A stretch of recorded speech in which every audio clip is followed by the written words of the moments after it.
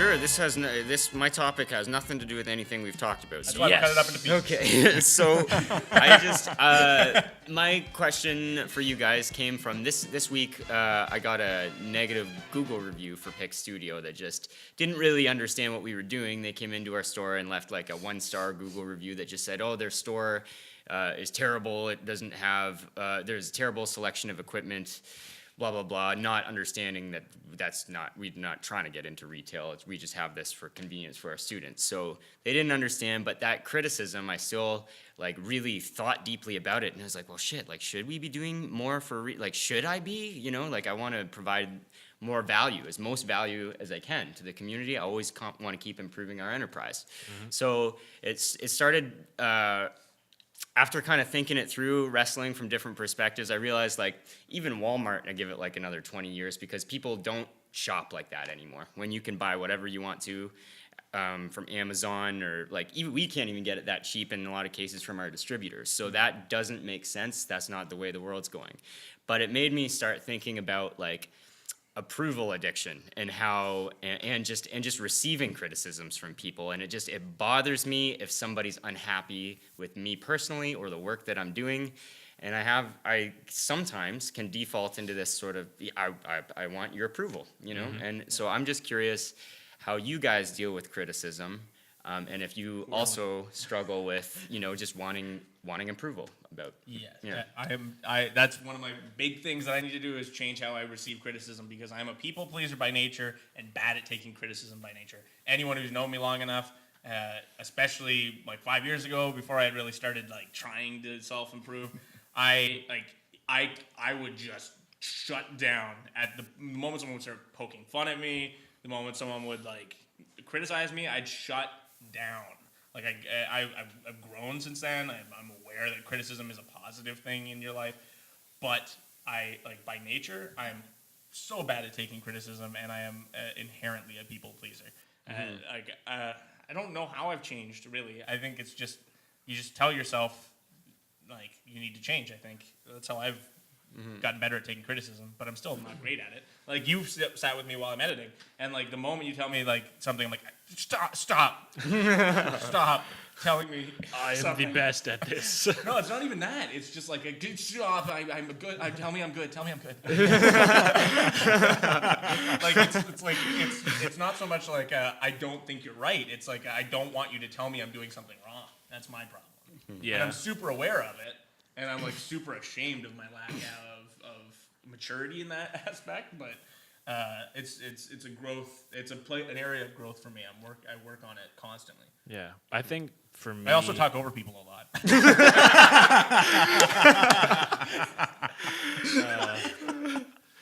I think for me, this used to make me angry when people wouldn't agree with me or would give me negative criticism. I just get angry, and then I do what most people do, is recreate the situation to best suit me. Well, you actually said this, but that might not have been what you said. Mm-hmm. So as I got older, like into like teenage angst and whatnot, my defense mechanism for getting through all this was to just, I really don't give a shit what you think. And that kind of stuck. It was like, ultimately, I'm going to do what I do. You're going to do what you do. And where we cross paths, we're either going to agree or disagree, and that's the way it's going to be. Like, but you're staying in your lane kind of deal. Ultimately, like if I'm not going to say I don't give a shit what anybody says. Like there are people that I hold in very high regard that ultimately I would like to get their approval. Mm-hmm. But if I don't, all that's going to do is provide me with new information to better educate and it's myself. important too to consider like who you're receiving criticism from. Like if somebody's telling you, your business sucks, but they've never run a business or been in, then it's like why am I listening to that? Exactly. Yeah, so ultimately for me it was a matter of I don't have time to consider everyone's opinion, and it's negative for me to even try and consider everyone's opinion. So it's here's what the information I've got so far, here's the opinion I've established that I'm going to move forward with, and then unless one of these people, this small little group of people that I do consider in high regard, if they give me new information, then I'll reconsider and maybe change my course. Otherwise, this is where we're going, get on, or I'll see you at the next stop. Yeah, totally. Yeah. Well, I deal with this kind of stuff daily in my job. Wow, I never actually thought about that. No doubt. I've never had a big problem with it. Maybe I just mean, explain what you do. yeah, for the people internet watching. marketing, and I built over 100 websites, since I've graduated from college. So when you're building things for people, we call it a baby killing business, because For sure. you spend hours and hours and hours designing something and programming it to give it to the person who bought it, and then they tell you what they think. And I hate it. exactly. And I really like it now, because I've learned how to structure everything around that sort of feedback.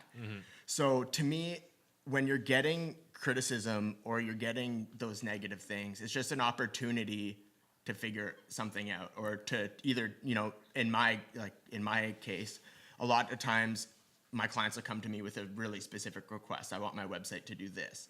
And either I have to learn how to do that, or I have to explain to them why that's not a good idea. So it's this whole extra thing where I have had to learn to remove myself from the situation and just say, this is, as far as I understand, lay it all out on the table and say, these are your options. Pick What one. can you, how can we roll with this? For kind of sure. thing. For So sure. to me, on a professional level, I can deal with criticism really well. But on a personal level, when it comes to things like writing music and things like that, I'm with you. I do what I do. If you don't like it, that's too bad, because I do what I do. Yeah. So it's Like I said, it's ultimately who is giving you that information. Exactly. If there's the members of my band and they're like, well, I just don't like that part. It doesn't fit what we're doing for this song. And I'm like, oh, I love that part. Yeah. And be like, well, it doesn't fit this song. It's going to be its own song. Cool. So I took your information. We're moving forward. My past changed slightly, but ultimately still screw you. I'm doing what I want to do. Yeah, for sure. Right? You know what? I think, as I'm thinking about this, I think I'm a very effective self-critic. I'm really, I know, I hold myself to an incredibly high standard of what I make.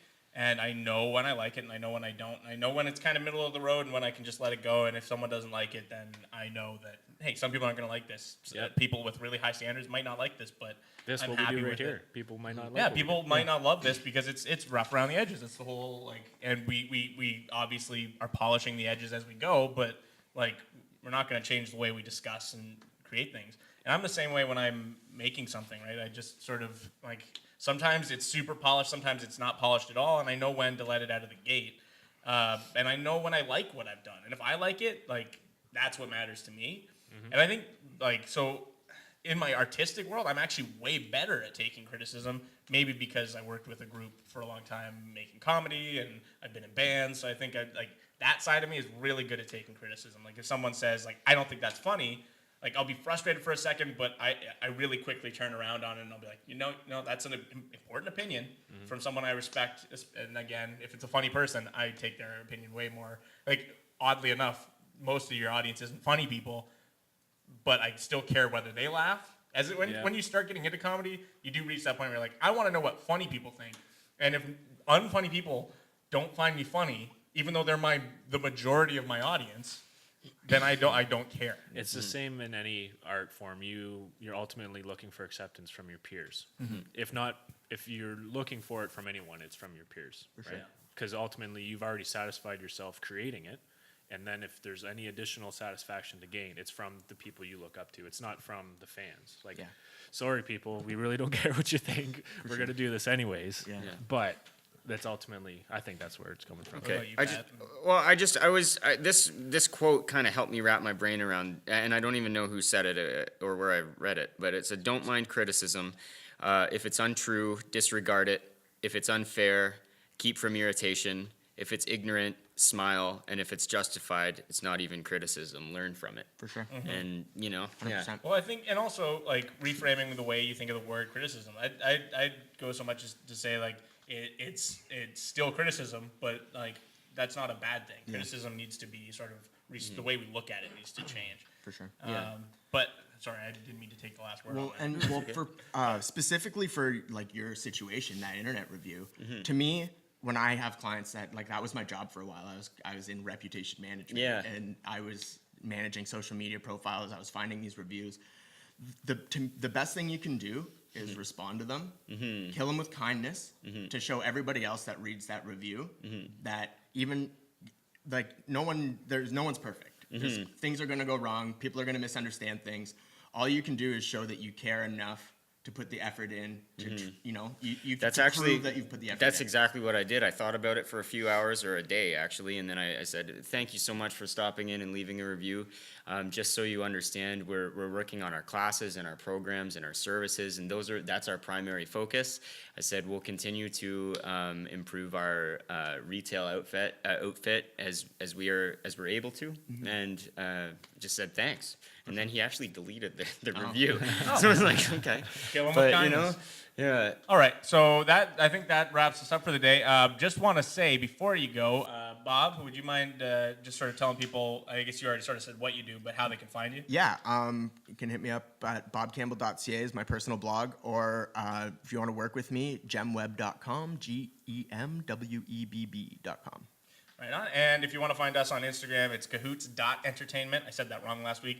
On Twitter, it's at cahootsent, which I still haven't changed, but apparently is a tree person. And